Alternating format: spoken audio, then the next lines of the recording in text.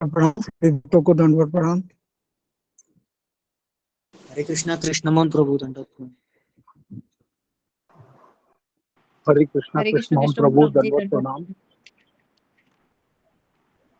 हरे कृष्णा प्रभु जी, रंजना सभी माता जी भक्तों को दंडवत दंडवत प्रणाम प्रभु जी। हरे कृष्णा दंडवत प्रणाम माता जी, दंडवत प्रणाम हरे सभी कृष्ण भक्तों कृष्ण को। प्रणाम प्रभु कृष्ण जी भगवान दंडवत को प्रणाम। हरे कृष्णा प्रभु जी दंडवत प्रणाम। हरे कृष्णा सभी भक्तों को दंडवत प्रणाम। सभी भक्तों को हरे दंडवत कृष्ण रंजना प्रणाम। माता जी दंडवत प्रणाम। जय माता दी दंडवत माता जी दंडवत प्रणाम। हरे कृष्णा सभी भक्तों को दंडवत प्रणाम।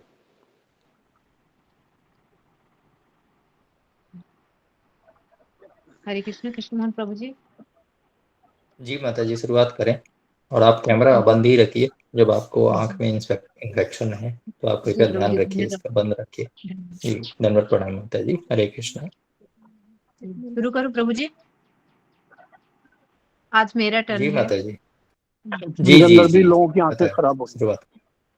आंखों का फ्लो हो रहा है सब कुछ। तिमिरान्धस्य ज्ञानञ्जनशलाकया चक्षुरुन्मीलितं येन तस्मै हाँ, श्री नमः।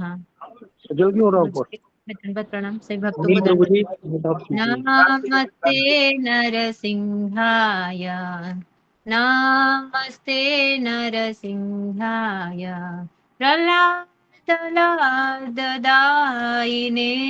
हिरण्यकाशीपूर्वक्षः शीलटङ्कानखालये इतो नरसिंहा परतो नरसिंहा यतो यतो यामि ततो नरसिंहा बहिः नृसिंहा हृदये नृसिंहा नरसिंहमदिं शरणं प्रपदे तव करकमलवरे नखा अद्भुतशृङ्गा दलिता हिरण्यकशिपूतनुभृङ्गम् केशवधृता नरहरिरूप जय जगदीश हरे जय जगदीश हरे जय जगदीश हरे जय नृसिंहदेव जय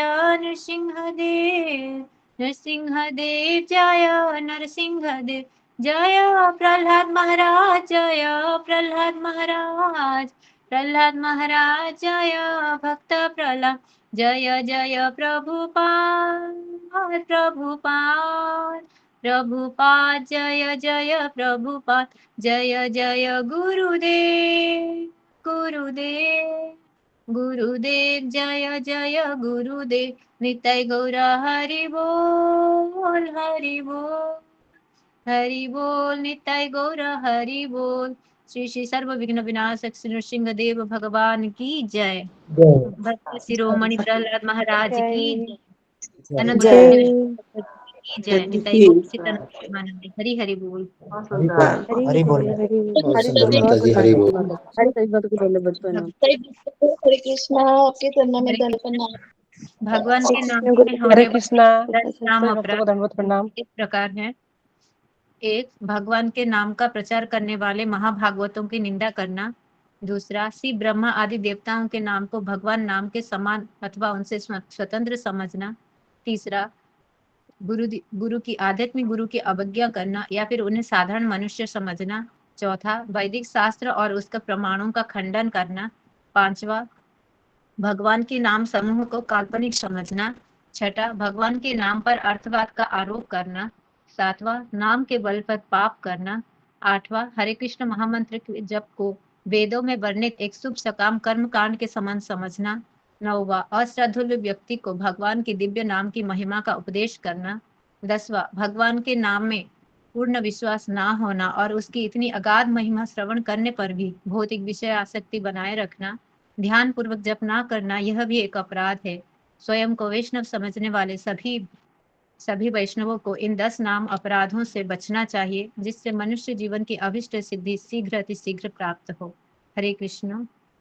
हरे कृष्णा। सही भक्तों को दंडवत प्रणाम। हरे सभी कृष्णा। भक्तों को दंडवत प्रणाम। हरे बहुत सुंदर कृष्ण माता जी, प्रतिमा प्रतिभा माता जी, धन्यवाद आपको। सभी भक्तों को दंडवत प्रणाम, हरे दंडवत कृष्णा प्रणाम सभी माता जी, भक्तों को दंडवत दंडवत प्रणाम प्रणाम। प्रभु जी। हरे कृष्ण सभी भक्तों को दंडवत प्रणाम। हरे कृष्णा। हरे कृष्णा कृष्णा को दंडवत प्रणाम। हरे कृष्णा सभी दंडवत प्रणाम। दंडवत प्रणाम यशोदा माता जी। दंडवत प्रणाम। तो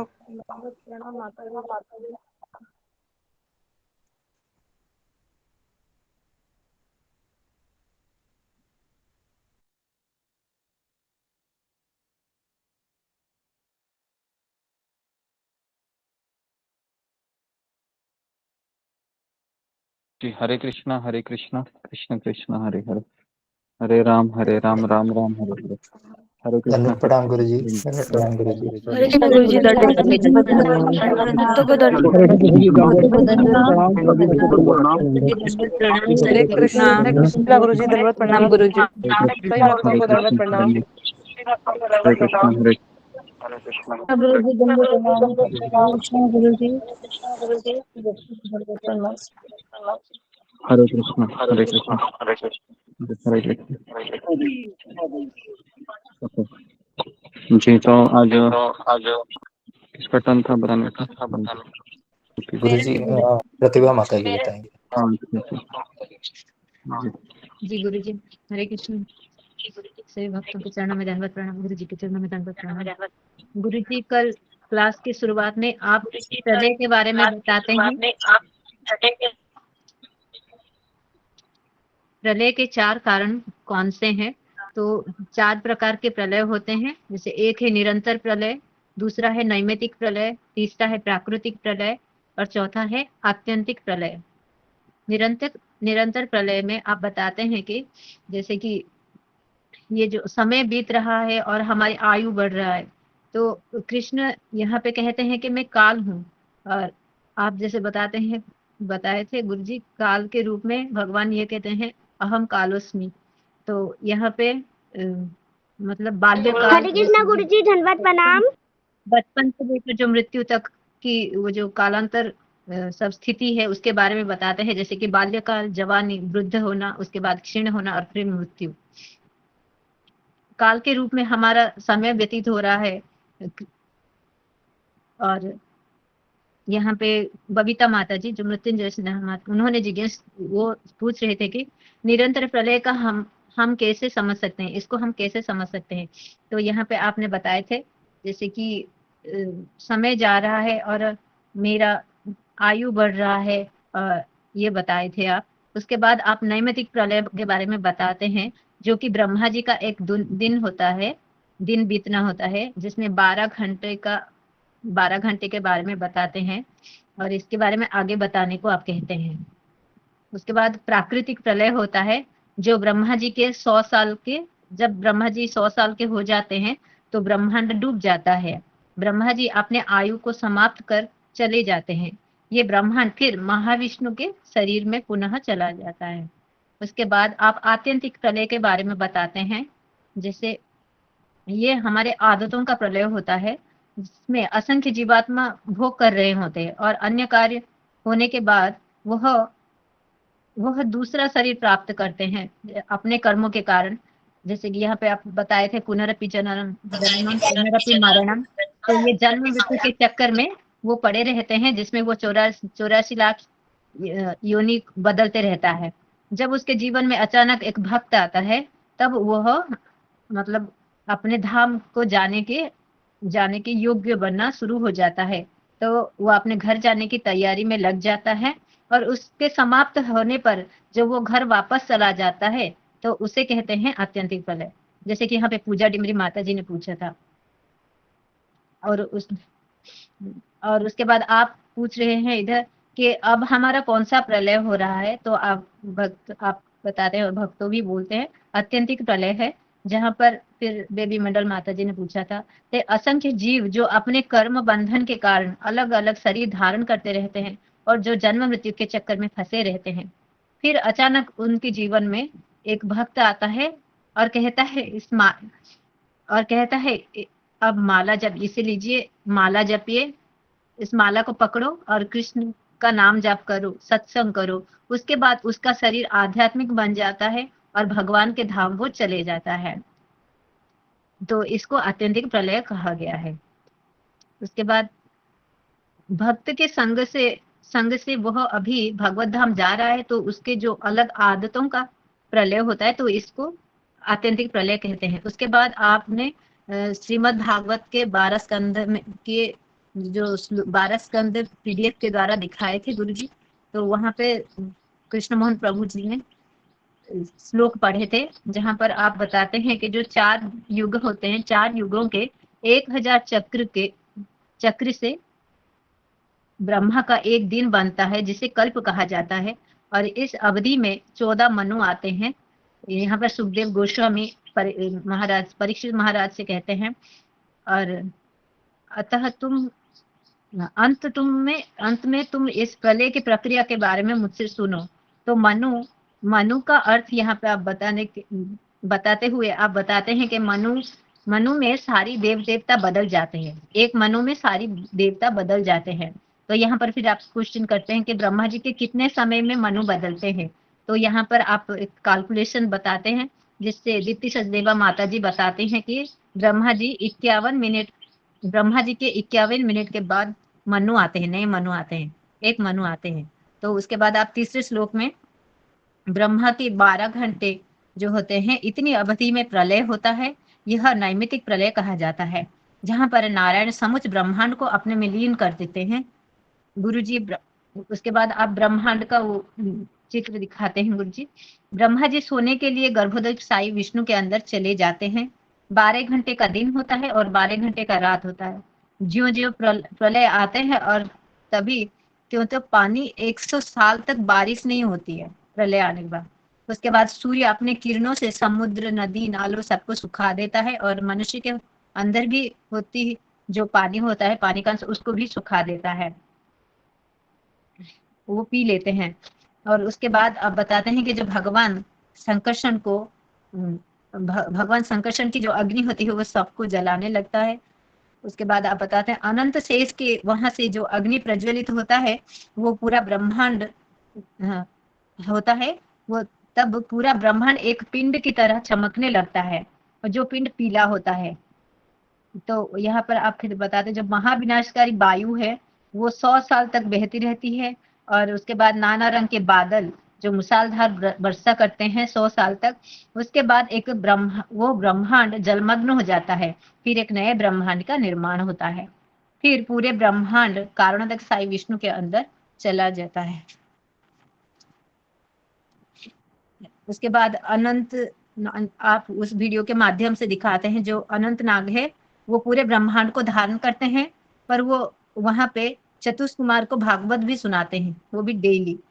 उसके बाद आप जम्बूद्वीप के बारे में बताते हैं, जो कि ग्रीन कलर का होता है, और जो मेरू पर्वत है उसके चारों तरफ 4 बड़े पेड़ हैं, और मेरू पर्वत के नीचे जो सपोर्ट कर रहे हैं, यहाँ पर ब्रह्मा जी का एक लोक होता है। यहाँ पर आपने बताते हैं कि जैसे सबका दो एक मुंबई में होता है और एक स्वयं का होता है, वैसे ही ब्रह्मा जी यहाँ पे नहीं रहते, पर वो उनका लोक है। उसके बाद आप बताते हैं मेरू पर्वत के जो बगल में होता है, वहाँ देवी देवताओं का घर भी है। उसके बाद 7 द्वीप है, जम्बूद्वीप है, जम्बूद्वीप के बगल में समुंदर है। उसके बाद आप बताते हैं कि जो दूध के समुंदर होते हैं, क्षमा कीजिए गुरु जी, यहाँ तक लिखे हैं गुरु जी। हरे कृष्णा।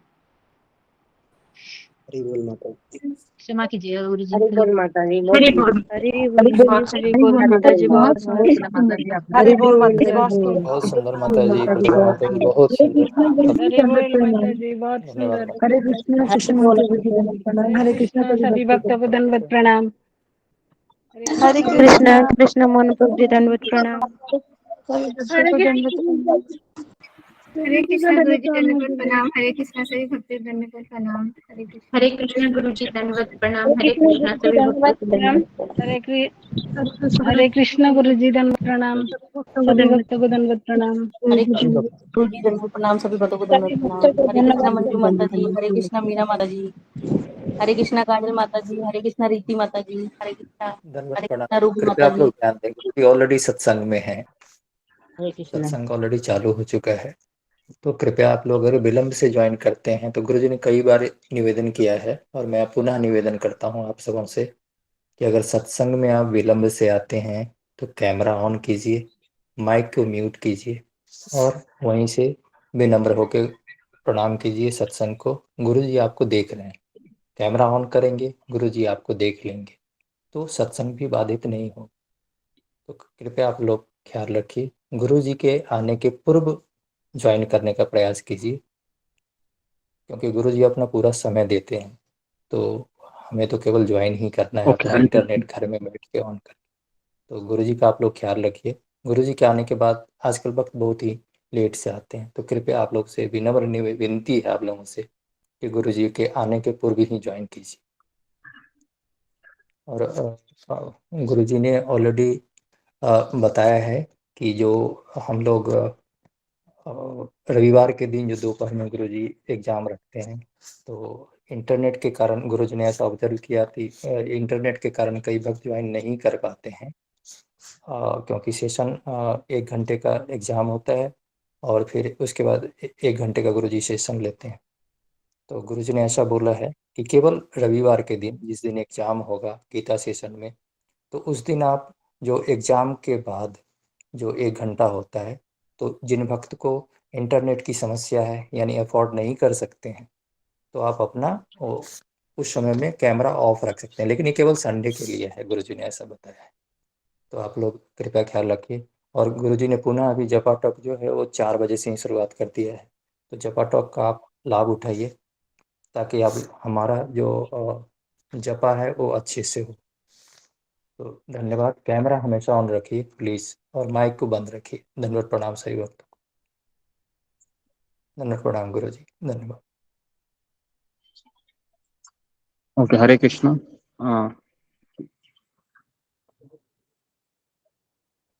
ओम नमो भगवते वासुदेवाय। ओम अज्ञानतिमिरन्धस्य ज्ञानाञ्जनशलाकया चक्षुरुन्मीलितं येन तस्मै श्रीगुरुवे नमः। श्रीचैतन्यमनोभीष्टं स्थापितं येन भूतले स्वयं रूप कदा मह्यं ददाति स्वपदान्तिकं। वन्देऽहं श्रीगुरु श्रीयुतापदकमलं श्रीगुरून् वैष्णवांश्च श्रीरूपं साग्रजातं सहगण रघुनाथान्वितं तं सजीवं साद्वैतं सावधूतं परिजनासहितं कृष्णचैतन्यदेवं श्रीराधा कृष्णपदान् सहगण ललिता श्रीविशाखान्वितांश्च। हे कृष्ण करुणा सिंधु दीनबंधु जगतपते गोपेश गोपिका कांत राधा कांता नमोस्तुते। तप्त कांचन गौरांगी राधे वृंदावनेश्वरी वृषभानुसुते देवी प्रणमामि हरिप्रिये। वाञ्छाकल्पतरुभ्य एव च पतितानां पावनेभ्यो वैष्णवेभ्यो नमो नमः। श्री कृष्ण चैतन्य प्रभु नित्यानंद श्री अद्वैत गदाधर श्रीवासादि गौर भक्त वृंद। हरे कृष्णा कृष्ण कृष्णा हरे हरे, हरे राम राम राम हरे हरे। ओके, हरे कृष्णा, सबका स्वागत है सत्र में। ओके, तो आगे बढ़ते हैं हम। कल हमने काफी चीजों पे चर्चा की।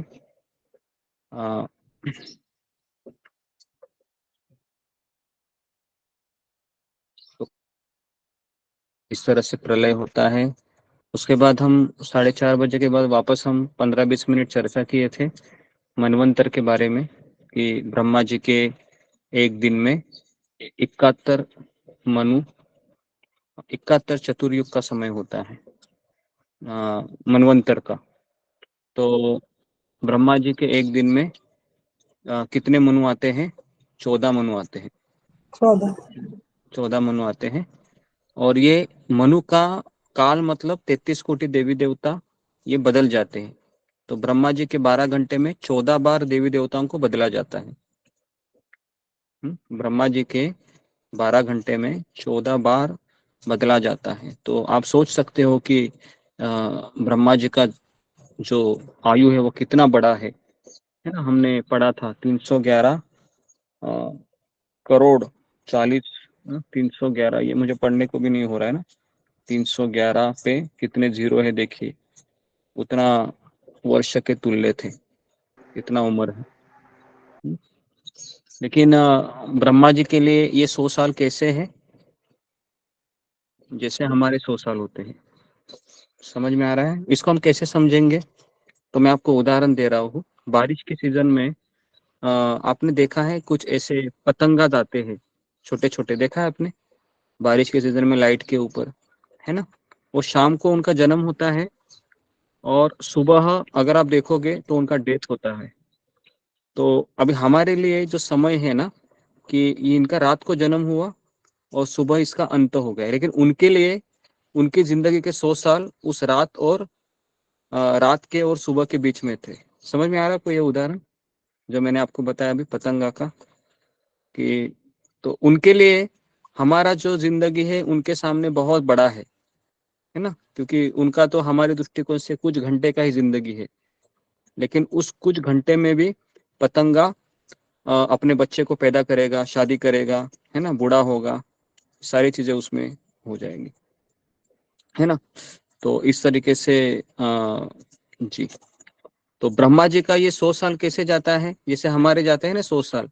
जैसे अभी 3:10 हुए हैं, तो उनकी भी घड़ी हमारे जैसी होती है, लेकिन हाँ, हमारे लिए उनका जो समय है वो काफी ज्यादा लगता है, लेकिन ब्रह्मा जी के लिए उनके 100 साल होते हैं वो हमारी तरह होते हैं। हाँ, आप ऐसा मत समझिए कि इतने साल वो जीते हैं, ये हमारे लिए इतने साल है, लेकिन ब्रह्मा जी के लिए कितने साल है? 100 साल ही। जी, ये उदाहरण किसको किसको समझ में आया? फिंगर को रेज कीजिए जो मैंने अभी आपको।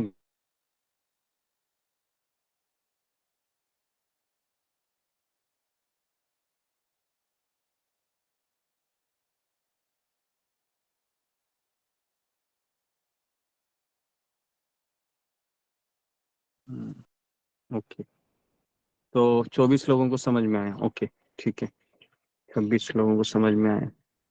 जी, तो ये उदाहरण हमेशा याद रखिए कि कैसे ये आयु का होता है ना, मतलब। जी, तो कितने हमारे श्लोक हुए थे? 17 श्लोक हमने किए थे। तो 18, 19 जी। जी, तो किनके पास भागवत गीता है? फिंगर को रेज कीजिए। हाँ जी, अभी कीजिए। ओके जी, सुमन कुमारी माता जी पढ़ सकते? सुमन कुमारी,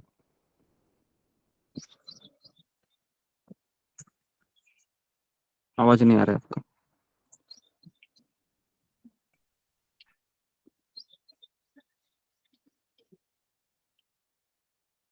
जी, ओके जी। अनीता यादव पढ़ो। 18 का ट्रांसलेशन पढ़ो, 19 का तात्पर्य पढ़ो। हरे कृष्ण गुरु जी, दंडवत प्रणाम। सभी भक्तों को दंडवत प्रणाम। श्लोक नंबर 18। ब्रह्मा के दिन के शुभ आरंभ में सारे जीव अव्यक्त अवस्था से व्यक्त होते हैं और फिर जब रात्रि आती है तो वे पुनः अव्यक्त में विलीन हो जाते हैं। श्लोक नंबर 19 का तात्पर्य। अल्पज्ञानी पुरुष जो इस भौतिक जगत में बने रहना चाहते हैं उच्चतर लोकों को प्राप्त कर सकते हैं, किंतु उन्हें पुनः इस धरालोक पर आना होता है। वे ब्रह्मा का दिन होने पर इस जगत के उच्चतर तथा निम्नतर लोकों में अपने कार्यों का प्रदर्शन करते हैं, किंतु ब्रह्मा की रात्रि होते ही वे विनष्ट हो जाते हैं। दिन में उन्हें भौतिक कार्यों के लिए नाना शरीर प्राप्त होते रहते हैं, किंतु रात्रि के होते ही उनके शरीर विष्णु के शरीर में विलीन हो जाते हैं। वे पुनः ब्रह्मा का दिन आने पर प्रकट होते हैं। भूत्वा भूत्वा प्रलीयते। दिन के समय वे प्रकट होते हैं और रात्रि के समय पुनः विनिष्ट हो जाते हैं। अंततो गत्वा जब ब्रह्मा का जीवन समाप्त होता है तो उन सब का संहार हो जाता है और वे करोड़ों वर्षों तक अप्रकट रहते हैं। अन्य कल्प में ब्रह्मा का पुनर्जन्म होने पर वे पुनः प्रकट होते हैं। इस प्रकार वे भौतिक जगत के जादू से मोहित होते रहते हैं, किंतु जो बुद्धिमान व्यक्ति कृष्ण भावना अमृत स्वीकार करते हैं वे इस मनुष्य जीवन का उपयोग भगवान की भक्ति करने में तथा हरे कृष्ण मंत्र के कीर्तन में बिताते हैं। इस प्रकार वे इसी जीवन में कृष्ण लोक को प्राप्त होते हैं और वहां पर पुनर्जन्म के चक्कर से मुक्त होकर सतत आनंद का अनुभव करते हैं। हरे कृष्ण गुरु जी। ओके जी, तो ये हमने कल देखा था कि किस तरह से भूतवा भूतवा प्रलीयते, मतलब ब्रह्मा जी का दिन शुरू होता है। ब्रह्मा जी क्या करते हैं, जैसे ही शुरू होते हैं अपनी पूजा करते हैं, और उनका जॉब क्या होता है, सुबह 8 से लेकर रात को 5 बजे तक कि सृष्टि का निर्माण, सृष्टि का निर्माण करना, और शाम होने के बाद क्या करते हैं, वो सब वाइंड अप हो जाता है ना। और फिर लंच लेके वो क्या करते हैं, सोने के लिए चले जाते हैं। कहाँ पर जाते हैं सोने के लिए, गर्भोदक्षय विष्णु के शरीर के अंदर सोने के लिए जाते, नहीं, सोने के लिए वो ब्रह्मलोक में ही सोते हैं, लेकिन सारे जीवात्मा है वो गर्भोदक्षय विष्णु में चले जाते हैं। तो इस तरीके से ये रोज का उनका काम है। ओके, तो जी, तो अभी हम अगला श्लोक देखेंगे जिसमें 20वां श्लोक है और 21वां श्लोक हम पढ़ेंगे जी। 20वां श्लोक में आज हमारा जो मुख्य विषय है कि गोलोक वृंदावन का स्वरूप कैसे है, भगवत धाम कैसा दिखता है ना, जहाँ पर हम जाना चाहते हैं वो चीज कौन सी है। तो आज हम 8वें अध्याय की गीता के 20वें और 21वें श्लोक में प्रयास करेंगे। परतस्मात्तु भाव अन्य अव्यक्त अव्यक्तात् सनातनः यस सर्वेषु भूतेषु नश्यत्सु न विनश्यति। इसके अतिरिक्त एक अन्य अव्यक्त प्रकृति है जो शाश्वत है और इस व्यक्त तथा अव्यक्त पदार्थ से परे है। यह परा और कभी नाश न होने वाली है।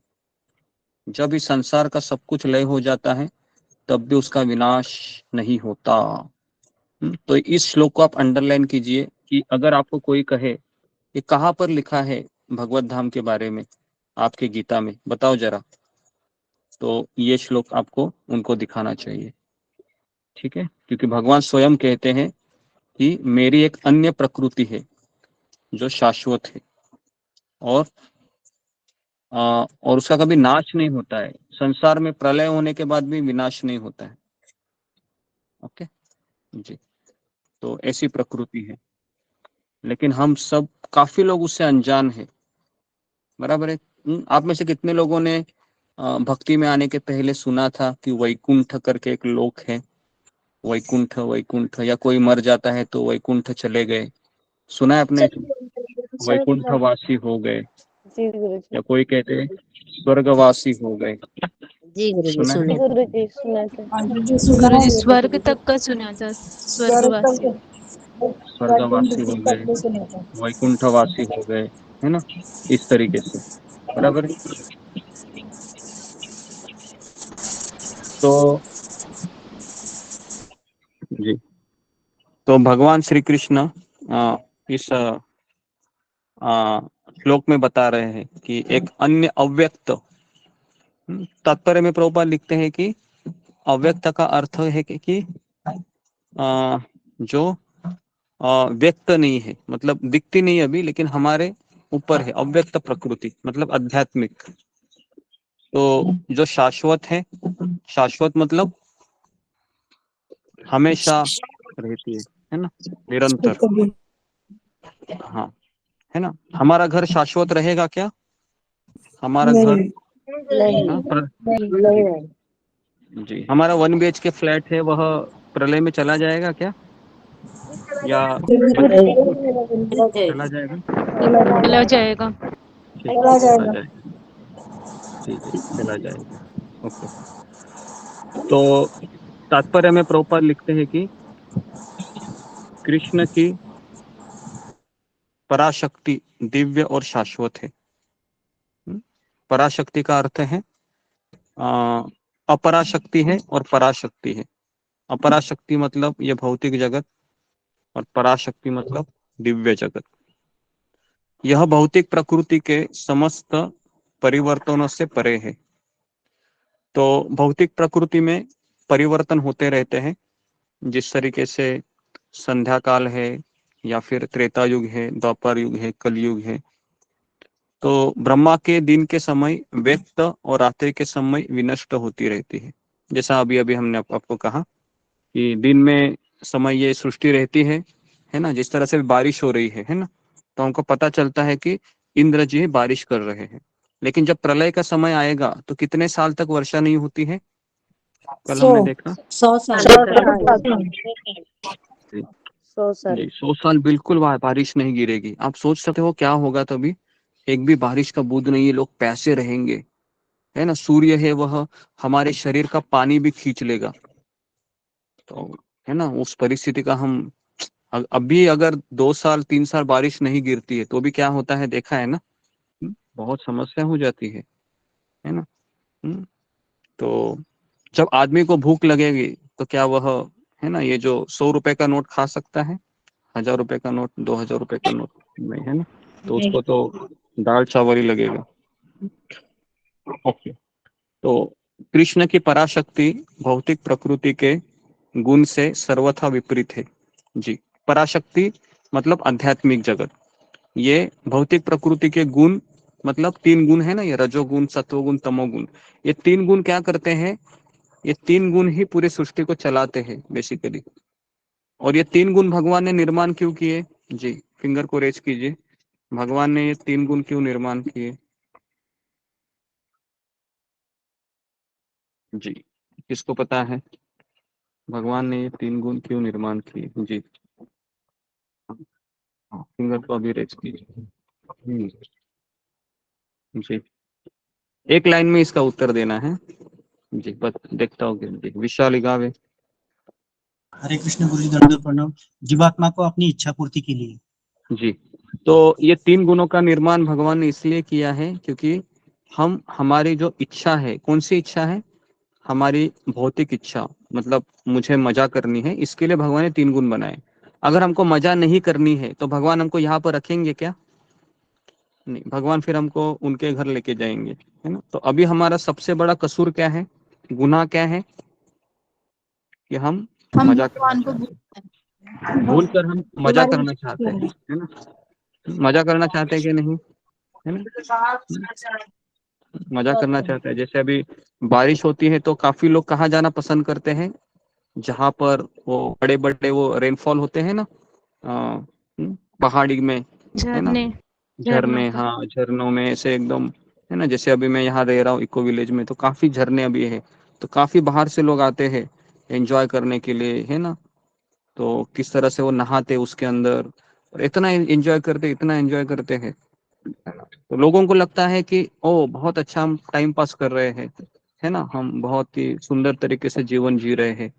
लेकिन आध्यात्मिक दृष्टि से इसको जीना नहीं कहते, इसको तो हम और शरीरों को निर्माण कर रहे हैं, बराबर है? क्योंकि एक इच्छा किसको जन्म देती है? दूसरी इच्छा को, दूसरी इच्छा है ना।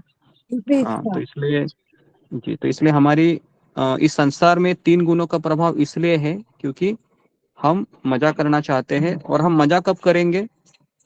जब हम भगवान को भूल जाएंगे, बराबर है। भगवान को अगर हम याद रहेंगे तो मजा कर सकते हैं क्या इस संसार के चमकीली वस्तुओं का? नहीं कर सकते, है ना। जैसे आप भगवान को भूल जाते हैं तुरंत हम मजा करते हैं ना। हाँ, जैसे हम शादी का हमेशा उदाहरण देते हैं ना। शादी में किसी को भगवान की याद आती है क्या? शादी का माहौल होता है, नाच गाना, नहीं डांस, पार्टी, नहीं नहीं ना। शादी में उल्टा वो ब्राह्मण को भी बोलते हैं, अरे यार जल्दी खत्म करो, कब से ये बड़बड़ा रहा है ना, मजा नहीं करने को मिल रहा है। कब ये रिसेप्शन शुरू होगा, कब खाने की दावत मिलेगी, है ना। तो इस तरह से हमारी तभी मनस्थिति होती है। जी, तो इसके लिए 3 गुण है ना, ये बहुत भगवान ने एक्टिव रखे हैं। क्योंकि ये 3 गुण अगर निकाल दिए तो हम सीधा भगवान को याद रखेंगे फिर 24 घंटा। तो फिर आपका ये सवाल, अभी मेरा ये सवाल है कि ये भगवान क्यों ये 3 गुण है हमेशा के लिए रखते हैं? अगर कोई व्यक्ति आना भी चाहता है तो भी 3 गुणों का प्रभाव तुरंत नहीं निकाल देते हैं। जी, क्या इसका आंसर हो सकता है? जी, फिंगर को रेज कीजिए। हाँ, क्यों भगवान ये नहीं निकाल रहे 3 गुण? जैसा अभी हम देखो ना, रोज सत्संग में क्यों भगवान नहीं निकाल? जी, ओके। जी, ओके, प्रियंका सहगल। हरे कृष्णा गुरुजी, धन्यवाद प्रणाम गुरुजी। इसमें मुझे आपका एग्जाम्पल याद आता है, जैसे आपने कहा था कि आम का पेड़ होता है, उस पर आम लगा रहता है, आंधी तूफान भी आते हैं, लेकिन जो उसमें निरंतर लगा रहता है वही अंत में विजय को मतलब प्राप्त होगा। तो इस तरह जो भगवान इसलिए शायद 3 गुण बनाए हैं कि वो शायद परीक्षा लेते हैं कि कौन इसको निरंतर मेरे में बना रहेगा और अपनी इच्छाओं पे, इंद्रियों पे कंट्रोल करेगा, और वो परीक्षाएं लेते हैं। ओके ओके, ये उदाहरण ठीक है। नेक्स्ट जी, वृषाली तट। हरे कृष्ण गुरु जी। भगवान उस जीवात्मा की इच्छा देखते हैं कि वो सचमुच मेरे पास आना चाहता है क्या। उसके लिए वो आखिरी समय तक उसके 3 गुण नहीं निकालते। जी, तो हाँ, तो ये बेसिकली ये जो आंसर दिया वृषाली ने कि भगवान हमें बार बार क्या करते हैं, परीक्षा लेते हैं कि ये सही में मुझे अपनाना चाह रहा है या माया को अपनाना चाह रहा है ना। जैसे आप सभी माताएं हैं, बच्चे की माँ है, तो आपने देखा है कि आप अपने बच्चे को हमेशा खिलौना देती रहती है ना। जब वो रोता है उसको लेती नहीं है, क्योंकि आपके बहुत सारे काम होते हैं। तो जब बच्चा खिलौने से तंग आता है और फिर भी रोने लगता है, तब फिर आप उसको लेते हैं। ऐसा ही होता है ना। तो उसी तरीके से भगवान भी हमें खिलौने देते रहते हैं, है ना। तो आज हमने खिलौने के मना किया, तो कल भी देंगे कि नहीं खिलौना हमें भगवान? कल भी देंगे। जिस दिन हम बोलेंगे कि कृष्णा में खिलौना नहीं चाहिए, उस दिन कृष्णा बोलेंगे ठीक है भाई आ जा अभी।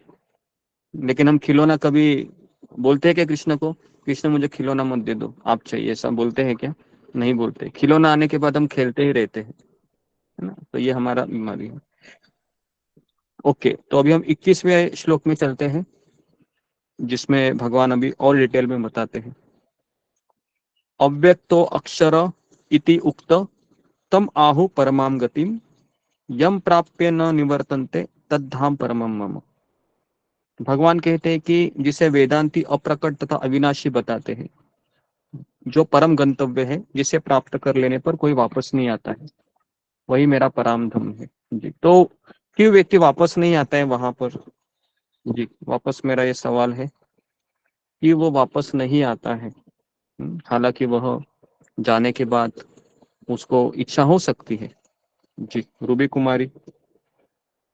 हरे कृष्ण गुरु जी, धन्यवाद प्रणाम। सभी भक्तों को धन्यवाद प्रणाम।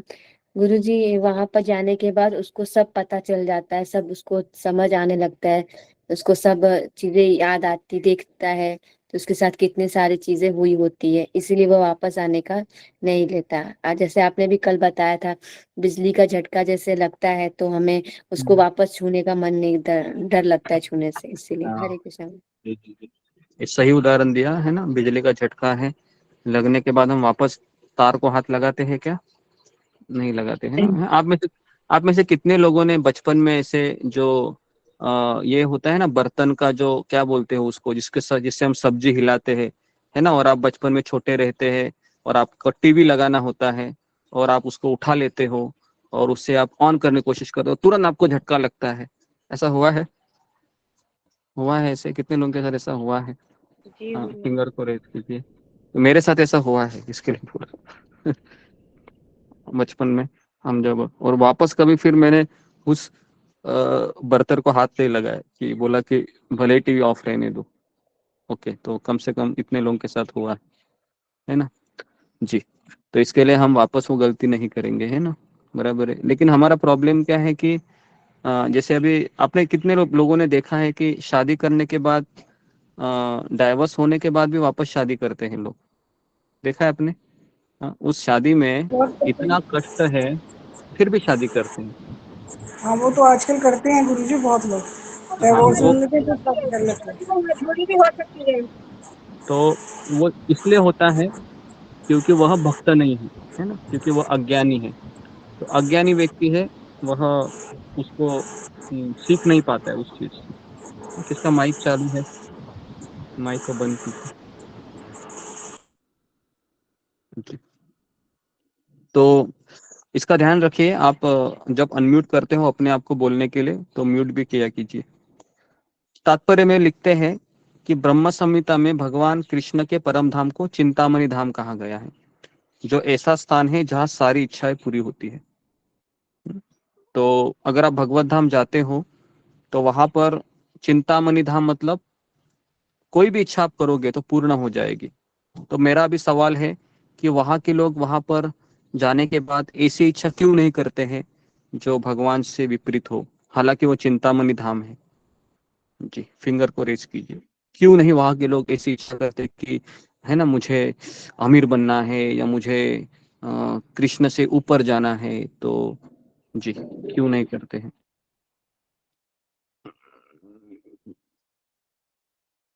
जी, सोमाकर पता जी। हरे कृष्ण गुरुजी। क्योंकि गुरुजी उनको पता रहता है कि जितनी भौतिक वस्तुएं होती है वो कुछ क्षणिक समय तक रहती है, उसके बाद उसके भोग करने के बाद वो खत्म हो जाती है।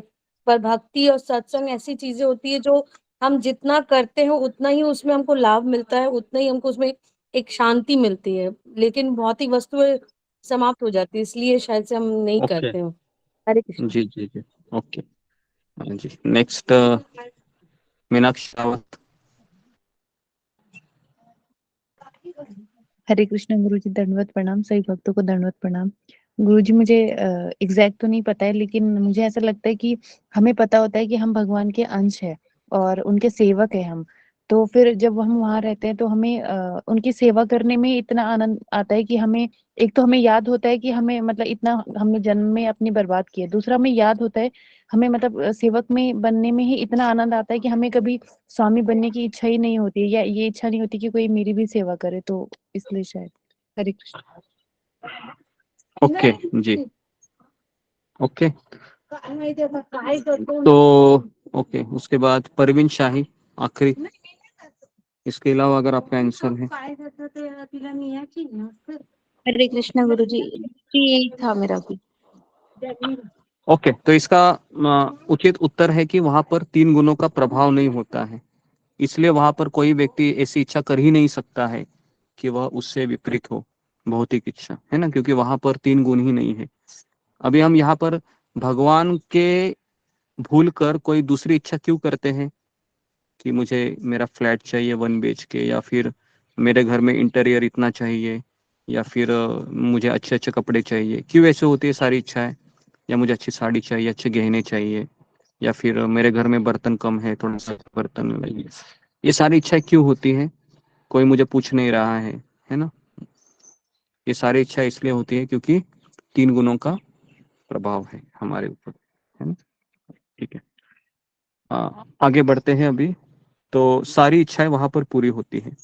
तो अभी मेरा वहां पर सवाल है कि यहाँ पर जीव फिर कौन सी इच्छा पूरी करता है? मतलब वहां के जब चिंतामणि धाम में वो आते हैं तो वो लोग कौन सी इच्छा वहां पर करते हैं, वहां के लोग? जी, मंजू सिंह बताइए। गुरुजी, वो मतलब जब वो भौतिक जगत में होते हैं तो वो यहाँ के कष्टों को देख चुके होते हैं, तो जब वो नहीं, गोलोक भौतिक धाम, जगत की नहीं बात कर रहा हूँ मैं, आध्यात्मिक जगत के निवासी हाँ की बात जी, चल रही है अभी। जब वो गोलोक धाम जाते हैं तो उनके मन में यही रहता है कि मैं किस प्रकार से भगवान की सेवा करके भगवान को संतुष्ट कर सकूं।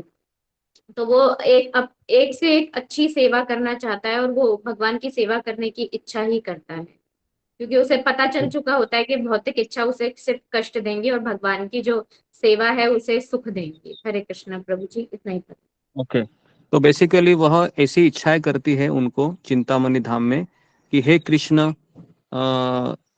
मुझे है ना, मुझे आज कृष्ण को है ना कुछ अच्छी सी चीजें गिफ्ट देनी है, या मुझे आज डायमंड का हार बनाना है।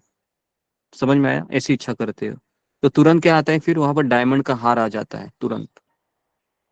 समझ में आ रहा है? या फिर ऐसी इच्छा करते कि मैं आज क्या करूंगा कि मेरे कृष्ण के लिए मैं आज बहुत अच्छे से मक्खन बनाऊंगा या बनाऊंगी, तुरंत वहां पर सारी सामग्री आ जाती है। इसलिए वो चिंतामणि धाम है ना। अभी यहाँ पर अगर चिंतामणि धाम होता था तो लोग क्या करते थे, पहले अपना ही घर भरते थे ना, है ना, पूरा अपना खजाना पहले भर लेते थे। भगवान को, अरे भगवान कहाँ जाने दो, है ना, अपना ही मजा करो। तो इसलिए चिंतामणि धाम ऊपर है, यहाँ पर नहीं है ना। तो यहाँ पर अभी चिंतामणि धाम कौन सा है? ये हमारा मोबाइल, ये भी चिंतामणि धाम है। हमारे लिए। समझ में आ रहा है ना, एक बटन दबाने के बाद सब कुछ मिल जाता है। ओके, तो जी, तो भगवान कृष्ण का परम धाम गोलोक वृंदावन कहलाता है और वह पारसमणि से निर्मित प्रासादों से युक्त है। जी, तो अभी किससे बना है गोलोक धाम? गोलोक धाम पारसमणि से बना है। जी, तो पारसमणि का गुणधर्म क्या होता है बताइए? लोहे को जी, हाँ जी, क्या बना देता है? जी, वो बना देता है। ओके, प्रियंका कुमारी बोलो, पारसमणि क्या करता है? पारसमणि लोहे को सोना बना, लोहे को सोना बनाता है। ठीक है, पारसमणि है वह अगर लोहा है उसको सोना बनाते हैं, तो इसके लिए पारसमणि में, जी, तो पारसमणि में सारा वहां पर जितना भी गोलोक धाम है ये पारसमणि से निर्मित प्रसादों से युक्त है और वहां पर वृक्ष भी है जिन्हें कल्पतरु कहा जाता है। कल्प वृक्ष है। कल्प वृक्ष मतलब आप उस वृक्ष को कहेंगे कि मुझे पनीर की सब्जी बनानी है, मुझे पनीर दे दो, पनीर आ जाएगा। समझ में आया? आप बोलोगे कि मुझे है ना, अभी मुझे इतनी याद नहीं आ रहे हैं, भौतिक इच्छा है हमारी, तो जो जो हम चीज है ना, बेटा तो चाहिए, हाँ, ये चाहिए वो चाहिए, लेकिन वहां पर लोग किसके लिए कल्प वृक्ष के सामने बैठकर बोलते हैं कि मुझे कृष्ण को प्रसन्न करना है इस चीज से, है ना। जैसे वैकुंठ का वर्णन आता है कि वहां पर हजारों लक्ष्मियां हैं और वो क्या करती है, हाथ में झाड़ू लेके वह साफ सफाई करती रहती है वहां पर। समझ में आ रहा है? साफ सफाई, लेकिन वहां पर वैकुंठ में एक एक धूली का कण भी नहीं है, तो फिर वो झाड़ू क्यों मारती है? कौन बताएगा मुझे? हालांकि वहां पर कोई धूल नहीं है। जी, फिंगर को रेज कीजिए, ये वैकुंठ लोक में एक धूल भी नहीं है, एक भी कचरा नहीं है, फिर भी हजारों लक्ष्मियां झाड़ू मार रही है। तो जी, तो ये भी आश्चर्य लगता है। ओके जी, ऋतुपूर्णा माता जी बोलिए। हरे कृष्ण गुरुजी, दंडवत प्रणाम। सभी भक्तों को दंडवत प्रणाम। गुरुजी, उनका सेवा करने का भाव है, इसीलिए वो सब झाड़ू करते हैं। और वहाँ पे जितने भी रहते हैं, जो भी सेवक वहाँ पे रहता है, वो वहाँ पर भी सभी लोग ऐसे ही भाव रखते हैं कि सेवा करने के भाव। ओके, ठीक है। विस्मित रानी। हरे कृष्ण गुरुजी, दंडवत प्रणाम।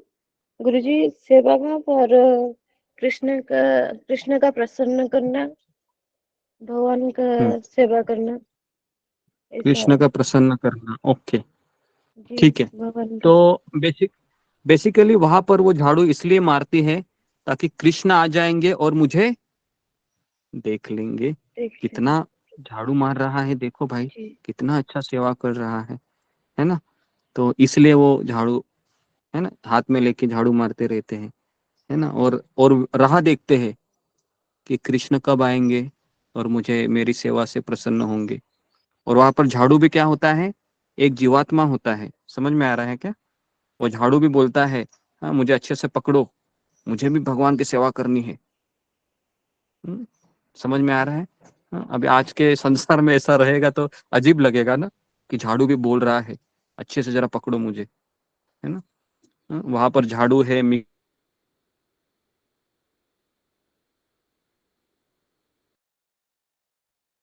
है ना।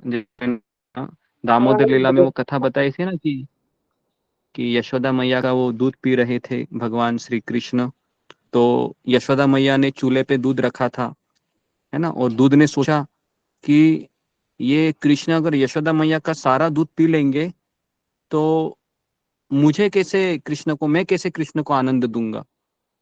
तो तुरंत क्या करते हैं, वो बोलते हैं कि मेरा तो कोई जीवन का अस्तित्व ही नहीं है, तो मैं क्या करता हूँ, अभी मैं आत्महत्या करता हूँ।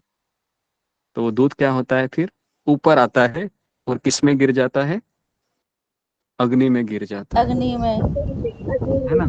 जी, तो इस तरीके से फिर यशोदा मैया चोर से भागती है। तो इस तरीके से दूध सोचता है और वापस वो दूध जो गिरा हुआ रहता है ना, वापस फिर वो ओरिजिनल दूध बन जाता है। तो ऐसी लीलाएं चलती रहती है गोलोक वृंदावन में निरंतर, है ना। समझ में आ रहा है। तो यहाँ पर सब जड़ है, जैसा भी ये दरवाजा है ना मेरे सामने, ये दरवाजा भी है, वहां पर एक इंसान है ना। वो भी जैसे ही भगवान आ रहे हैं तुरंत वो दरवाजा अपने आप ही खुल जाएगा और भगवान को वेलकम करेगा। आपको थोड़ा सा ये अजीब लग रहा होगा, है ना। ऐसा केवल सपने में ही हो सकता है, सपने में नहीं है, गोलोक वृंदावन में ऐसे ही होता है सब।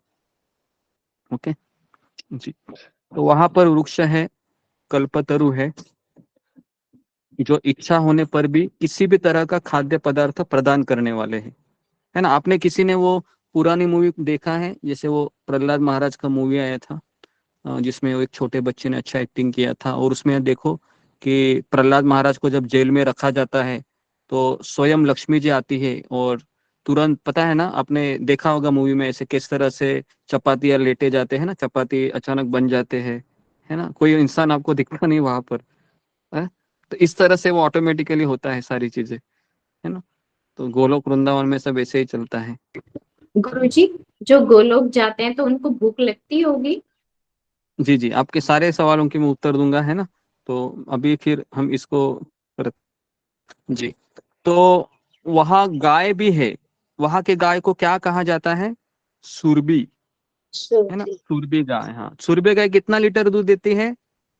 5 लीटर, 2 लीटर, 100 लीटर, कितना लीटर दूध देती है सुरबी गाय, बताइए। हाँ? 100 हाँ, हमेशा कभी भी आप जाओ गाय के पास, है ना जी, वहां पर वो हमेशा दूध देती रहती है ना। आजकल अगर किसी के पास सुरबी गाय आ जाए, है ना, वो माला माल हो जाएगा, है ना, पानी भी नहीं डालेगा दूध में, है ना। तो इस तरीके से सुरबी गाय होती है, एक होती है, कई होती है सुरबी गाय, है ना। और ये सुरबी गाय ये अनंत दुग्ध देने वाली है, अनंत लीटर, अनंत लीटर, है ना। तो जी, इस धाम में भगवान की सेवा के लिए लाखों लक्ष्मियां हैं। मैंने अभी अभी बात की, एक लक्ष्मी है क्या? नहीं, लाखों लक्ष्मी है। हम तो यहाँ पर एक लक्ष्मी को तरस रहे हैं, है ना। जब लक्ष्मी पूजन आता है ना दीपावली में, देखा है ना किस तरह से लोग पूजा करते हैं, लक्ष्मी पूजन। सब लोग लक्ष्मी पूजन क्यों करते हैं? ताकि लक्ष्मी मिले, है ना, पैसा मिले। उनको नारायण चाहिए क्या? लक्ष्मी की जगह पर नारायण होते हैं? नारायण नहीं होते। सब लोग लक्ष्मी की पूजा करते हैं उस दिन। सब लोग दुकान बंद रखते हैं, है ना। मैंने पिछले साल, 2 साल पहले की बात है, जब मैं यहाँ आने के पहले, जो सलून था, नाई, है ना, वो भी क्या कर रहा था उस दिन? पूजा कर रहा था, उसके जो वस्त्र होते हैं सबका पूजा कर रहा था। तो लोग पूजा करते हैं उस दिन अपने अपने इंस्ट्रूमेंट की। तो अनंत दुग्ध देने वाली है वहां पर गाय, लाखों लक्ष्मियां है। वे आदि भगवान गोविंद तथा समस्त कारणों के कारण कहलाते हैं। भगवान वंशी बजाते रहते हैं, वेणु कनंतम अरविंद दलायताक्षम, कंदर्प कोटि कमनीय विशेष शोभम, गोविंदम आदि पुरुषम तमहम भजामि। तो वेणु मतलब बंशी बजाते हैं, और जब भगवान जब बंशी बजाते हैं तो आपको पता है क्या होता है वृंदावन में? वृंदावन में यमुना बहनें रुक जाती है। समझ में आ रहा है? गाय है वो खाना रुक रुक जाते हैं, पंछी है वह उड़ रहे होते हैं, अचानक स्टैचू हो जाते हैं, झाड़ के जितने भी पत्ते हैं वो हिलना बंद हो जाते हैं जब भगवान कृष्ण, है ना, बंसी बजाते हैं, है ना। तो गोपियां कहती है कि हे बंशी, तुम कितने भाग्यशाली हो, तुम हमेशा कृष्ण के, है ना, अधरों को छूते रहते हो, भगवान के होठ को स्पर्श कराते हो, कितने भाग्यवान हो तुम। ऐसे कौन कहती है? वृंदावन की गोपियां, है ना। वृंदावन की गोपियां कहती है कि हे बंशी, हमेशा तुम कृष्ण के साथ रहते हो, कृष्ण हमेशा तुमको साथ में रखते हो, हमें देखो, शाम को तो वो आते तब हम उनको देख पाते हैं, सुबह तो वो चले जाते हैं।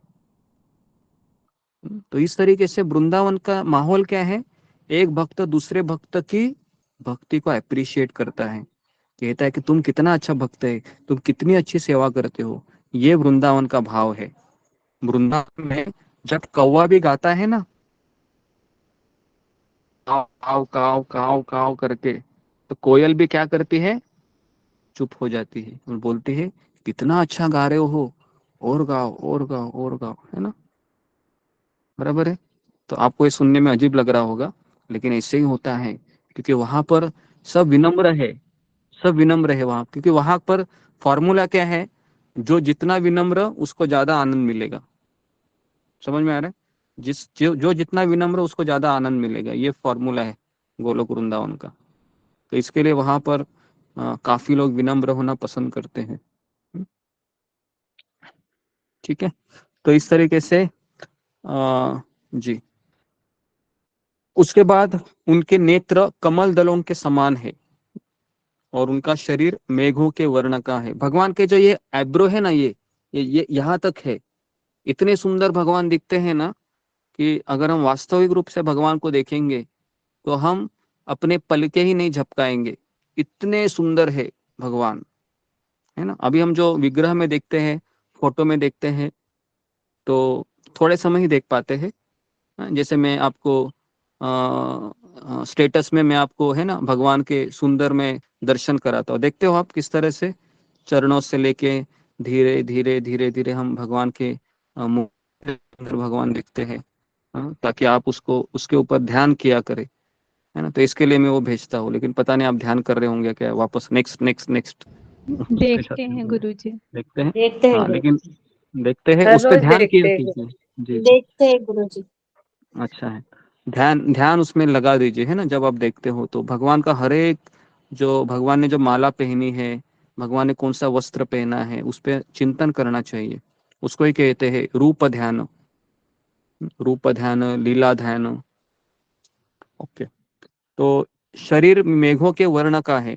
मेघ मतलब जो बादल आते हैं ना ग्रीष्म काल के पश्चात, जब शरद ऋतु का आगमन होता है, तो जो पहला जो बरसात होती है, उस समय जो बादल आते हैं वो होते हैं मेघ। तो भगवान का एक नाम क्या है, उससे ही है ना, कौन सा नाम है, घनश्याम, है ना, शाम, घनश्याम। घनश्याम। हाँ, घनश्याम नाम है। और कौन सा नाम आपको याद आ रहा है, नहीं ना, घनश्याम नहीं, श्याम जो सुंदर, मेघों से है, जी, श्याम सुंदर, हाँ श्याम जी। सुंदर। ओके। तो वो इतने रूपवान है, इतने रूपवान है कि उनका सौंदर्य हजारों कामदेवों को मात करना है। हजारों कामदेव भी कृष्ण के सुंदरता के सामने फीके रहेंगे। आप सोच सकते हो कितने भगवान सुंदर रहेंगे, है ना। और भगवान के केश में क्या होता है, मोर पंख होता है।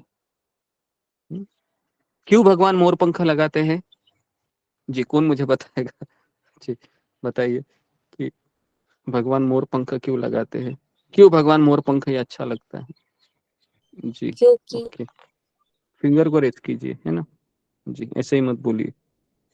ओके जी। प्रबीना, प्रबीना बताइए। हरे कृष्णा गुरुजी दंडवत प्रणाम।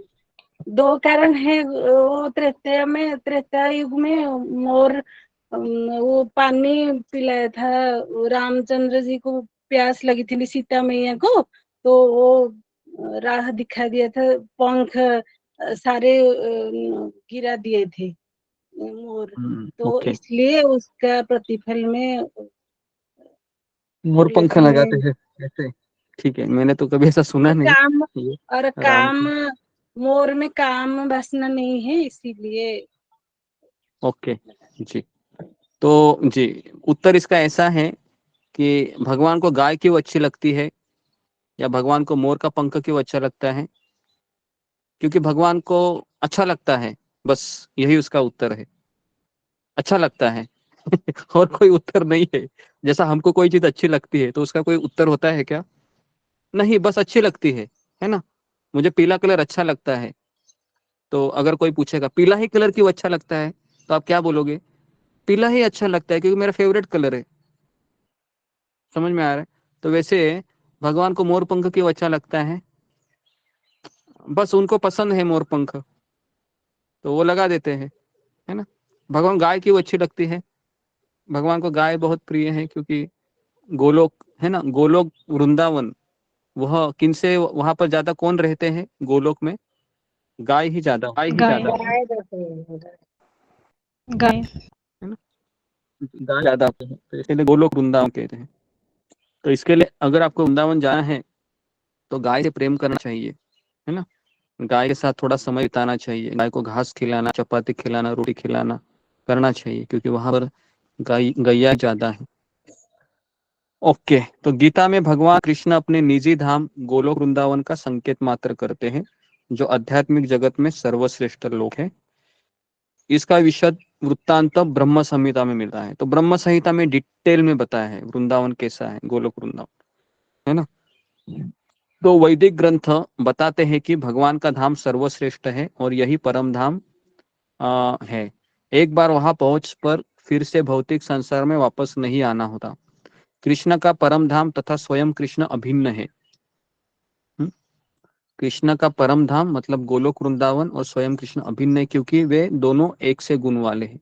तो अगर हम गोलोक वृंदावन जाते हैं तो क्या हमें यहाँ के माता पिता की याद आएगी क्या? क्या मेरे बेटे की याद आएगी? नहीं क्या आएगी, मेरे पत्नी की, नहीं आएगी गुरु किसी जी, की याद नहीं आएगी? ओके जी। नहीं आएगी गुरु जी। तो आध्यात्मिक आकाश में स्थित इस गोलोक वृंदावन की प्रतिकृति वृंदावन में है। इस पृथ्वी पर दिल्ली से 90 माइल दक्षिण पूर्व में स्थित है, जो हमारा है ना मथुरा है, जहाँ पर अभी हम अक्टूबर महीने में वृंदावन यात्रा निकाले हैं, है ना।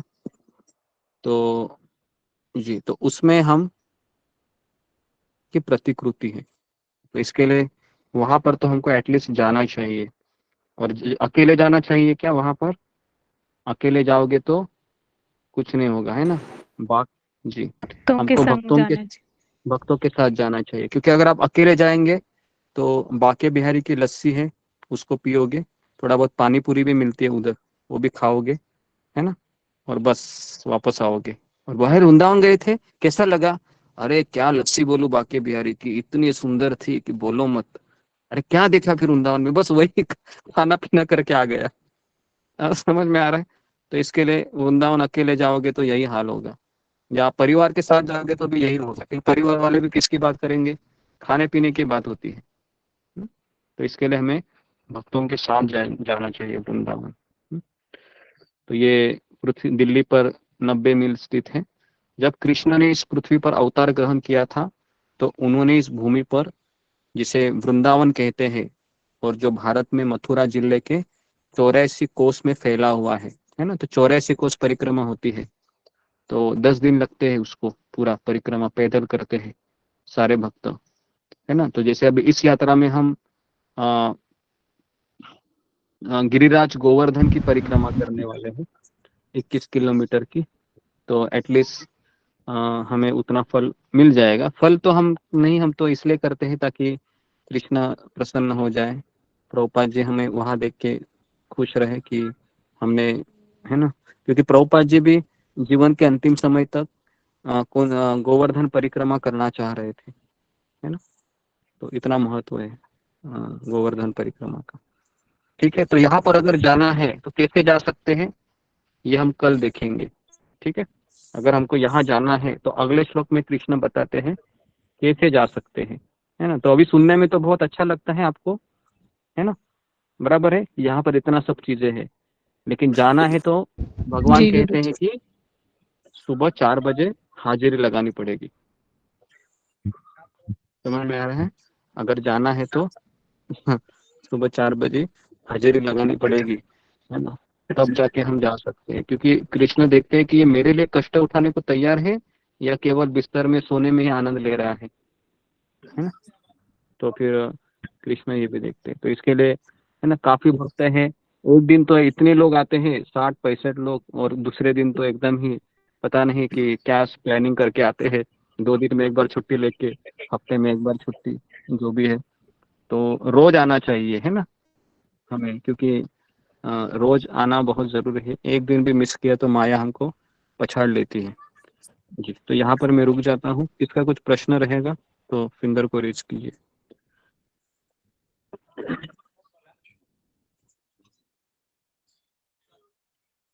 जी 1 मिनट, हाँ अभी कीजिए फिंगर को रेज। बहुत सारी अच्छी। और हम जब प्रश्न पूछते हैं तो उसको फॉलो भी करना चाहिए, है ना, तो वो भी उतना ही जरूरी है जब हम कोई जिज्ञासा करते हैं आध्यात्मिक। जी ओके, पूजा डिमरी माता जी। हरे कृष्णा गुरु जी, दंडवत प्रणाम, सभी भक्तों को दंडवत प्रणाम। गुरु जी, मुझे थोड़ा सा यहाँ पर एक डाउट आया है कि आपने बताया कि गोलोक वृंदावन में तीन गुण नहीं होते हैं, 3 गुणों से मुक्त होता है, तो इस वजह से भगवान के विपरीत कोई भी इच्छा नहीं आती है जीव के अंदर। तो फिर उसके अंदर ये इच्छा ही क्यों आती है कि मैं भोग करूं, जी और बहुत वो अच्छा यहाँ प्रश्न क्यों आता पूछा है है। फिर? जी जी ओके, तो इस प्रश्न का उत्तर इस तरीके से है, जो पहले भी हमने काफी बार बताया था आपको कि जीवात्मा के पास अल्प स्वतंत्रता होती है, उसको फ्री विल कहते हैं।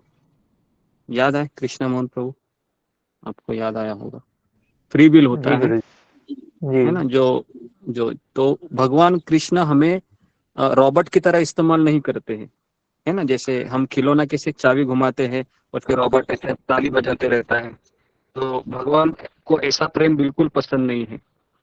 तो भगवान कौन सा प्रेम पसंद करते हैं, जो हम खुद होके कृष्ण के पास आए।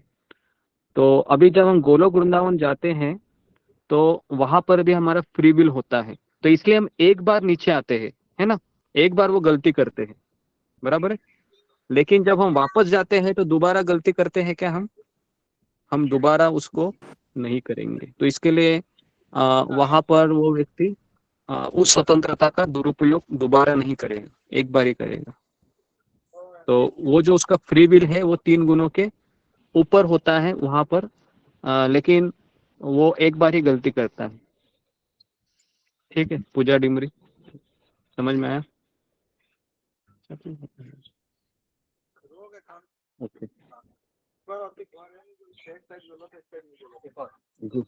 नेक्स्ट नेक्स्ट किसका है?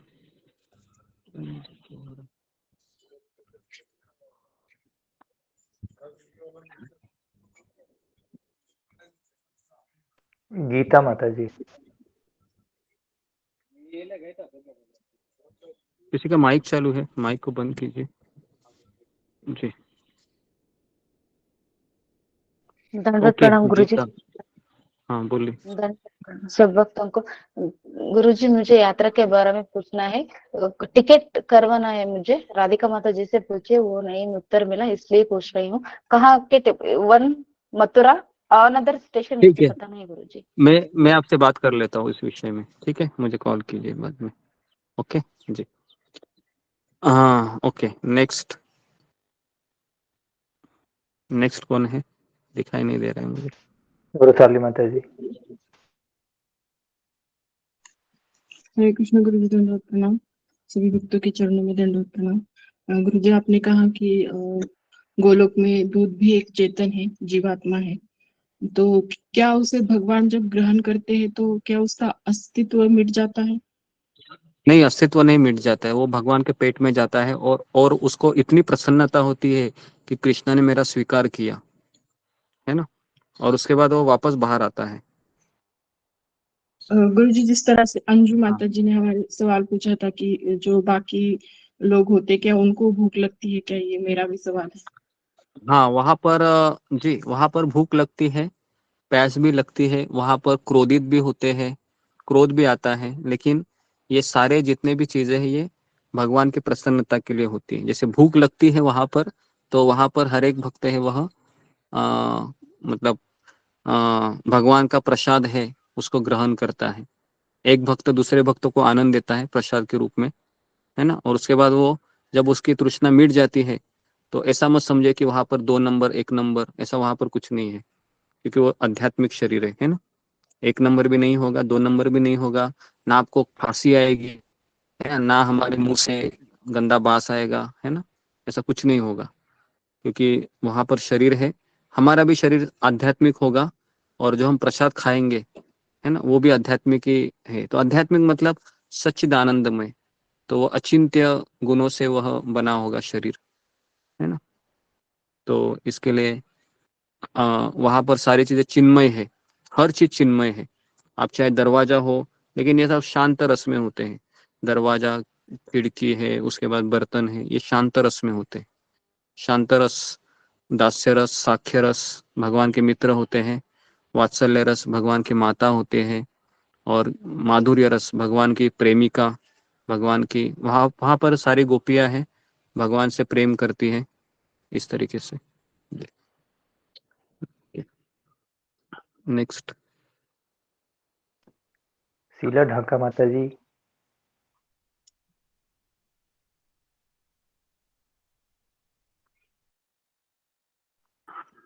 प्रियंका सहगल माता जी नेक्स्ट।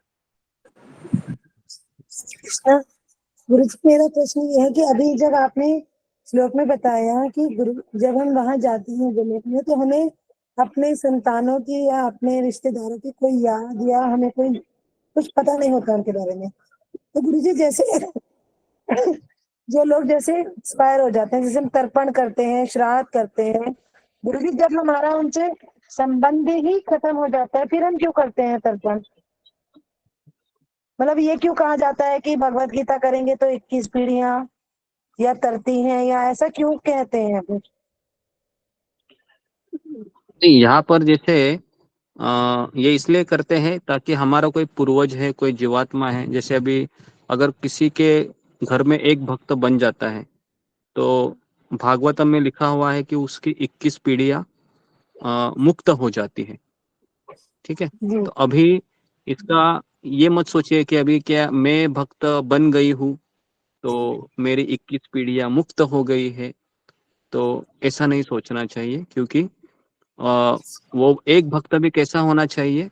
अनन्य भक्त होना चाहिए, शुद्ध भक्त, तब जाके ये 21 पीढ़ियों का लाभ मिलता है ना। ऐसा नहीं कि बस माला की ओर हो गया है ना। तो ये तो हमारी बहुत सारी इच्छाएं भी होती है माला के साथ, बराबर ना। तो फिर भी भगवान ने आपके बेटे का तो उद्धार किया ही है ना। एटलीस्ट एक पीढ़ी का तो उद्धार हो गया, 21 पीढ़ी का तो नहीं, लेकिन एक पीढ़ी का तो उद्धार हो ही गया। इस तरीके से हम समझ सकते हैं। और 21 पीढ़ियों का उद्धार होने का अर्थ ये नहीं कि वो भगवत धाम जाते हैं, उनको अवसर मिलता है भक्ति करने का। ओके, गुरु जी धन्यवाद गुरु जी। ओके, तो और किसी का सवाल है? गुरुजी एक विशाल प्रभु जी बचे हैं लास्ट। जी बोलिए। हरे कृष्ण गुरुजी, दंडवत प्रणाम। मेरा ये सवाल था कि वहां पर भी हमें रिश्ते नातों में रहना पड़ता है क्या? हाँ, रिश्ते नाते, हाँ, ये सवाल इसलिए पूछा होगा आपने कि मैं समझ रहा हूँ आपकी भावनाएं को, क्योंकि रिश्तेदारों से बहुत परेशानी दुख मिलते हैं। तो ऐसा लगता है कि उधर भी जाएंगे और उधर भी ऐसा ही रहेगा, लगता है ना, कि इसको फोन घुमाओ, इसको फोन घुमाओ, इसकी तरफ देखो, नहीं देखा तो ये मुझे क्या बोलेगा, इत्यादि इत्यादि। कोई बात नहीं। लेकिन वहां पर इस तरह से नहीं होता है, क्योंकि वहां पर सब शुद्ध भक्त होते हैं। तो वहां पर जिस तरह से यहाँ पर मनमुटा होना, ईर्ष्या होना, झगड़ा होना, वहां पर ऐसा कुछ नहीं होता है। कुछ नहीं होता है ऐसे। उल्टा वहां पर तो लोग एक दूसरे को बढ़ावा देते हैं कि तुम मेरे से अच्छा भक्त है ना, तुम आगे चलो, तुम आगे जाओ। इस तरह से वहां पर इतना अप्रिसिएशन मिलता है कि व्यक्ति सोचता है कि मैं कहाँ आ गया। जैसे अभी हम यहाँ पर आपको कैसा लगता है ना, कि यहाँ पर हर एक भक्त है, अपनी अच्छाई को व्यक्त नहीं करता है कि मैं कितना अच्छा हूँ, है ना। तो इस तरीके का ही माहौल वहां पर है। इससे भी कई गुना अच्छा माहौल वहां पर होता है गोलोक वृंदावन में। तो इसलिए वहां पर रिश्ते नाते नहीं होते, वहां पर पति पत्नी भी होते हैं, है ना। जो वर्णन आता है वैकुंठ लोक में कि पति पत्नी भी होते हैं, दोनों शादी करते हैं, और वहां पर एक उनका स्पेशल विमान भी होता है जिसपे वो उड़ते हैं आकाश में, है ना। लेकिन दोनों में ऐसा कोई संबंध नहीं होता है जैसे यहाँ पर पति पत्नी में होता है। तो वहां के जो दोनों जो लोग रहते हैं ना, ये दोनों भगवान की सेवा के लिए समर्पित होते हैं। वो दोनों एक साथ तो रहते हैं, लेकिन दोनों में ऐसा कोई संबंध नहीं होता है। दोनों केवल भगवान की सेवा के लिए 24 घंटा सोचते हैं। तो इस तरीके के वहां पे गृहस्थ होते हैं, है ना, पति पत्नी भी होते हैं, है ना। तो इस तरीके से, और वहां पर हमेशा वो गोलोक वृंदावन बढ़ते जाता है, एक्सपांड हो जाता है ना। जैसे वो शास्त्र में कहा गया है कि 75% आध्यात्मिक जगत है और 25% ये भौतिक जगत है। तो आप सोच सकते हो, यहाँ से 3 गुना ज्यादा वहां पर, है ना, ज्यादा वहां पर भगवान के धाम में ज्यादा वो ये है, लोग रहते हैं, है? तो इतना तो अभी हमने सुना है ना, लेकिन इसके लिए प्राइस पे करने के लिए क्या हम तैयार है, ये फिर सवाल आता है, बराबर कि नहीं। सुना तो बहुत एकदम फैसिनेटिंग लगता है, बढ़िया लगता है, अरे वाह कल ही चला जाऊं मैं, ऐसा लगता है ना। लेकिन जब हम देखते हैं साधना भक्ति को, तब हमको पता चलता है कि सही में डेली मुझे सुबह 4 बजे उठ के भगवान को याद कराना है। हे मन, कृष्ण को याद करो, कृष्ण के नाम को याद करो। नींद आ रही है फिर भी हम सोते नहीं, कृष्ण को याद करना है, नाम लेना है, नाम जप करना है, साधना भक्ति करना है ना। इस तरीके से हम जब करते हैं ना और थक जाते हैं और फिर अंतिम दिन आता है, तो फिर कृष्ण हमारे पास आते हैं कि तुमने पूरा जीवन मेरे लिए दिया, बहुत संघर्ष किया, मैं तुम्हारे संघर्ष के ऊपर प्रसन्न हूँ, चलो मैं तुमको लेने के लिए आया हूँ। तो इस तरह से वो आखिरी दिन होता है, लेकिन आखिरी दिन तक लगे रहना है। समझ में आ रहा है? ओके जी, तो ओके, और किसी का कुछ सवाल है? हाँ, हरे कृष्णा गुरुजी, धन्यवाद प्रणाम। मेरा एक सवाल है कि वहाँ बच्चे नहीं होते हैं क्या, छोटे बच्चे, बेबी सब? ये कैसा सवाल है जी। अभी देखिए, यहाँ पर अगर बच्चे होते हैं तो क्या वहां पर बच्चे नहीं होंगे क्या? वहां पर भी बच्चे होंगे, क्यों नहीं होंगे? वहां पर भी मौसी होगी, वहां पर भी चाचा होगा, वहां पर भी चाची होगी, लेकिन ये चाचा चाची सर नहीं खाएंगे आपका, इतना निश्चिंत रहो, है ना। या कोई माँ ऐसे कोई, क्योंकि यहाँ पर रिश्तेदारों में क्या होता है कि भौतिक विषय है, बराबर है। तुम मेरा पेट खुजाओ, मैं तुम्हारा पेट खुजाऊंगा, तो ये यहाँ का नियम है, बराबर है। तुम मुझे आनंद दो, फिर मैं भी तुमको आनंद दूंगा। तुम मुझे फोन करो, फिर मैं भी तुमको फोन करूंगा। तुम मुझे मैसेज का रिप्लाई दो, फिर मैं भी रिप्लाई दूंगा। तो इस तरह से अपेक्षाओं की जिंदगी है यहाँ पर। लेकिन आध्यात्मिक जगत में ऐसा नहीं है। आध्यात्मिक जगत में आनंद ही आनंद है। वहां पर कुछ ईर्ष्या, काम, क्रोध, लोभ, मद, मोह, मत्सर्य बिल्कुल नहीं है। वहां पर हर एक भक्त यही सोचता है कि मैं कैसे कृष्ण को एंजॉयमेंट दे दूं। तो वहां पर भी दिन होता है, वहां पर भी रात होती है, वहां पर भी संध्या होती है, वहां पर भी सोते हैं। सोने के बाद कृष्ण वहां पर गायों को चराने के लिए ले जाते हैं। सारी लीलाएं वहां पर होती है ना। तो ऐसा नहीं है, वहां पर भी यशोदा मैया है, रोहिणी माता है, सुभद्रा जी है ना। तो सब कुछ है वहां पर, ठीक है जी। ओके, हो गए, ठीक है। गुरुजी, अभी रीति माता जी और बेबी मंडल माता जी ने उठा हैंड रेज किया। ओके जी, रीति माता जी। हरे कृष्ण गुरु, दंडवत प्रणाम, सभी भक्तों को दंडवत प्रणाम। गुरु जी, मैं पूछ रही थी कि जैसे भगवान को जैसे कमल का फूल की ही क्यों बार बार उपमा दी जाती है, जैसे चरण कमल हो गए और बाकी चीजें में कमल के फूल की ज्यादा उपमा क्यों दी जाती है? क्योंकि भगवान, कमल में बहुत बड़ी खासियत ये होती है कि कमल दिखने में सुंदर होते हैं बहुत। और दूसरा है कि कमल है वह पानी से हमेशा स्पर्श होकर भी पानी के अंदर नहीं होता है, पानी का प्रभाव उस पर नहीं होता है। तो इसके लिए कुंती महारानी एक श्लोक बोलते हैं ना, नमो पंकज अभाय, नमो पंकज मालिने, नमो पंकज नेत्राय, नमस्ते पंकजांग्रये। है ना, आपका पूरा शरीर किसकी तरह है? पंकज की तरह है, कमल की तरह है ना जी। इस तरीके से, ठीक है। नेक्स्ट, आखिरी क्वेश्चन।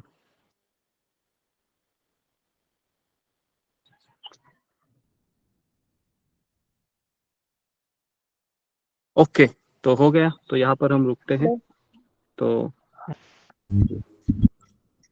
ओके, हरे कृष्णा गुरु जी, हरे कृष्णा। सुबह में गुरु जी, तो कल आपने जो कोई 4 परिवार के बारे में हरे कृष्णा गुरु जी। एक मिनट, आप सब शांत रहिए। हाँ, कोई कुछ बोलना चाह रहा है? हरे कृष्ण। एक मिनट, और एक मुझे अनाउंसमेंट करनी थी। ये दंडवत प्रणाम ये जो चलता है ना, तो ये थोड़ा सा अजीब लगता है मुझे कभी कभी।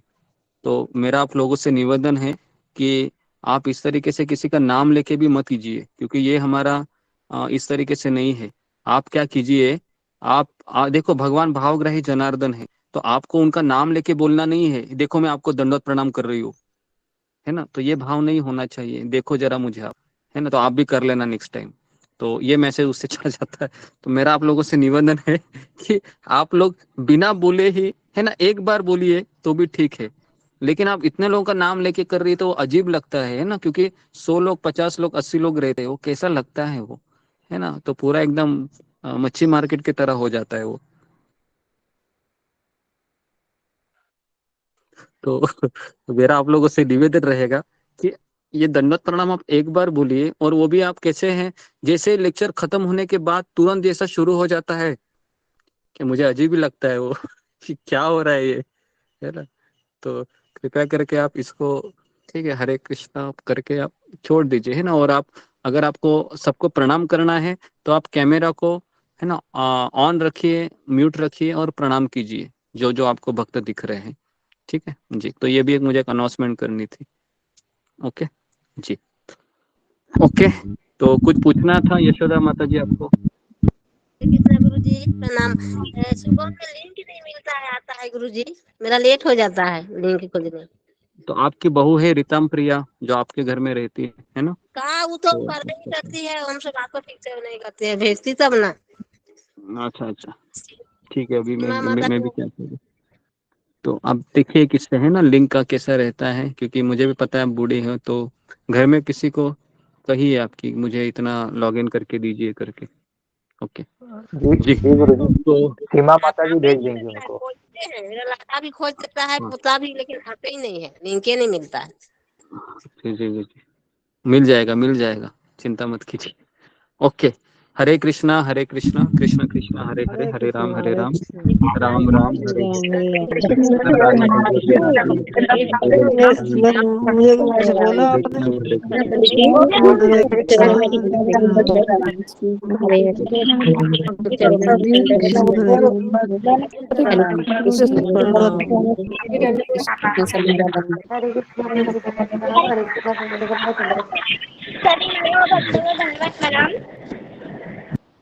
हरे कृष्ण हरे कृष्णा से कृष्ण भक्तों में दंडवत प्रणाम। सभी भक्तों को गुरु जी को मैं दंडवत प्रणाम।